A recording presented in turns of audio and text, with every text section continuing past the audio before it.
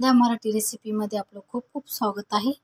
आज मी तुम्हाला पुदिना चटणी दाखवणार आहे। झटपट व्हायसाठी पटकन होते आणि पटकन आपल्याला करायचं असलं ना तर त्याच्यासाठी मी तुम्हाला दाखवणार आहे। आता मी थोडंसं अद्रक घेतलेली आहे, 2-3 हिरव्या मिरच्या आहेत आणि कोथिंबीर आहे, थोडंसं लसूण आहे आणि पुदिना आहे।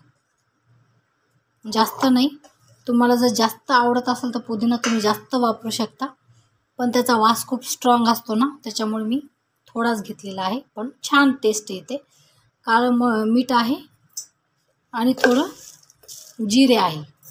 त्याच्यानंतर आपल्याला थोडंसं मीठ घालायचं आहे आणि छान मिक्सरमधून फिरून घ्यायचं आहे। हे सगळं एकजीव करून मिक्सरमधून छान वाटण करून घ्यायचं आहे। मस्त पुदिना चटणी झालेली तयार। लवकर होते, झटपट होते, काहीच वेळ लागत नाही। हे नक्की ट्राय करा तुम्ही, खूप खूप छान लागते।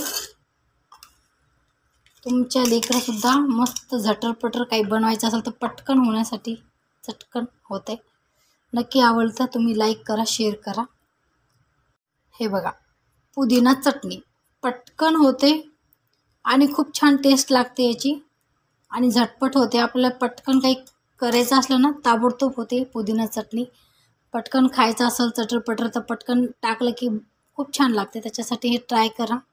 आवडलं तर शेअर करा, लाईक करा, सबस्क्राईबर नक्की करा।